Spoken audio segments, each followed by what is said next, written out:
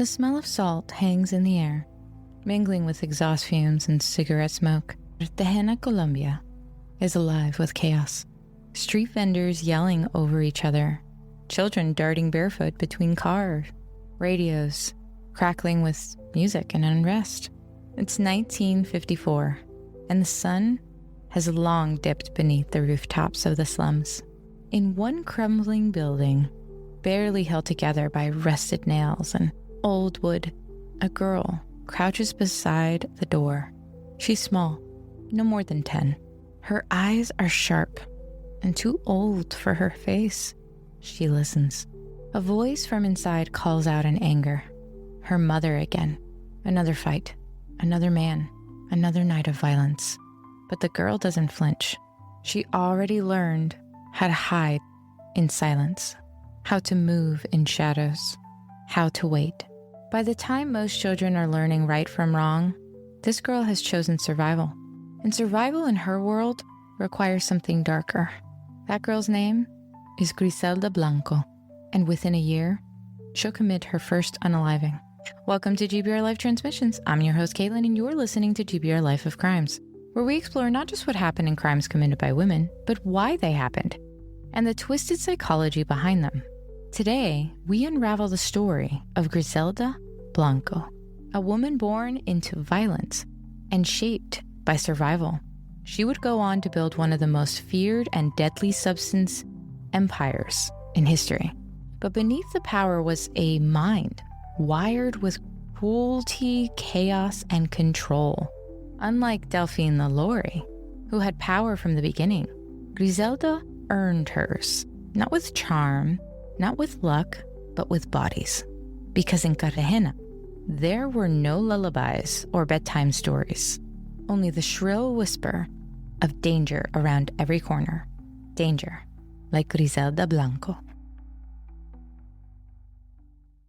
Born Griselda Blanco on February 15th, 1943, Griselda grew up in a shanty town where every alley whispered stories of betrayal and every home had a secret.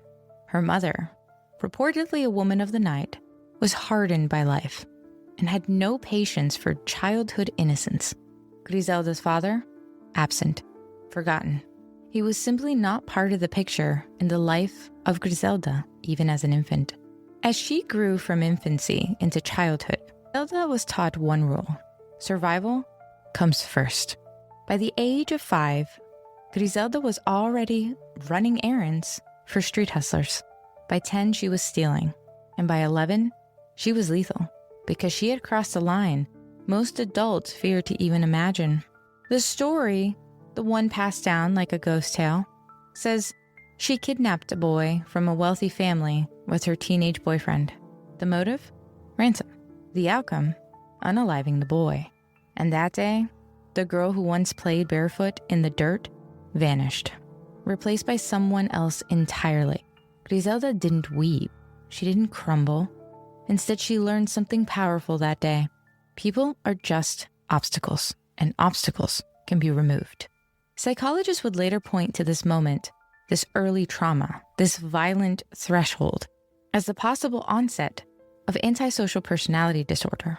It's marked by a coldness to consequence and a complete detachment from empathy. She didn't just lack empathy, she weaponized it. Years pass. Colombia blurs into the rear view. Now it's the 1970s. Queens, New York. The air is colder, the streets are busier, but Griselda? She adapts like smoke in a bottle, armed with false documents and a heart that forgot how to feel.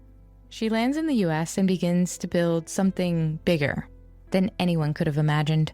At first, she blends in, stealing wallets, running scams, using children as decoys, but petty crime couldn't hold her. She wanted more money, more fear, more control. And so she began transporting substances, smuggled through airports and hidden linings, stitched seams, carried by women she paid, manipulated, and threatened into silence. Griselda didn't just create a smuggling ring.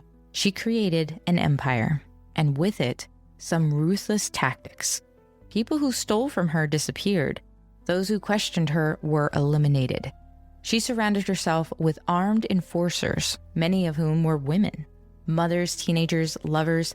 To the outside world, she was a mysterious businesswoman, but behind closed doors, she was already being called something darker, the Black Widow. By the late 70s, Griselda moved to Miami, and the city would never be the same again. The palm trees were swaying, the beaches were glittering with sun, but under that bright Miami glow, a war was brewing, and Griselda was at the center of it. She brought her violence with her, and she upgraded it. She pioneered what would later be called motorcycle executions, where masked men will pull up beside targets and open fire in broad daylight. No, that wasn't just the movies. That really happened. It wasn't just homicide. It was a statement, and law enforcement knew it. They even gave it a name, Griselda's Law. No witnesses, no hesitation, no mercy. She ruled with paranoia, brutality, and brilliance. One of her most twisted fantasies, a rumored plot to kidnap JFK Jr. for ransom to prove she could. And here's the most terrifying part. No one questioned her because everyone was afraid of her. But even the most feared empires crack under pressure.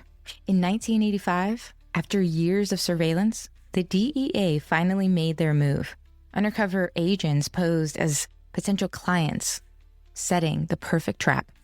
Where Griselda walked in, cloaked in confidence, flanked by bodyguards, she had no idea the walls were already closing in. The takedown was swift. In one moment, the Queenpin of Miami stood at the top of her world.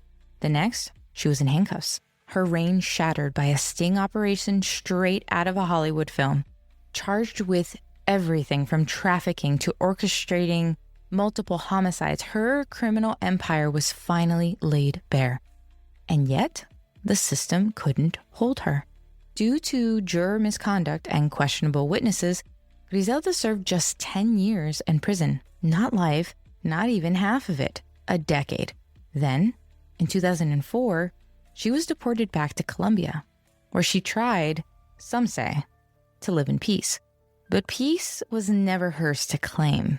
There was never an official psychological profile released on Griselda Blanco, but if we were to examine her life through the lens of modern criminal psychology, the signs would be unmistakable.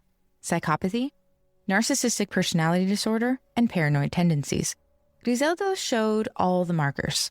No remorse, no empathies, and a flair for manipulation. She also showed a deep hunger for dominance and a belief that everyone was a threat or a pawn. To her, people weren't people, they were tools. And the second they stopped being useful, they were gone. It's also likely that she suffered from delusional thinking, believing herself untouchable, invincible, even divine. She wasn't just building wealth, she was a legend. And like many narcissists before her, she believed her story would never end. On a quiet afternoon in 2012, in a butcher shop in Colombia, Griselda was harmed twice in the head by a man on a motorcycle. No words, no warning, just silence and then 2 loud pops. She was unalived the way she lived. Quick, brutal, feared. Some say it was karma. Others say it was poetic justice, but the truth, Griselda was a monster made by survival, then fed by power. She began as a little girl in the slums of Cartagena. She died as the most feared woman in the world of organized crime. And yet, we're still left wondering, what if someone had protected her? What if someone had seen the signs? What if she could have been saved? Or was she always destined to fall? This has been GBRLIFE of Crimes, part of GBRLIFE Transmissions. And I'm Caitlin, reminding you that understanding the darkness helps us appreciate the light. Join me next time as we uncover another story that challenges everything we thought we knew about the criminal mind.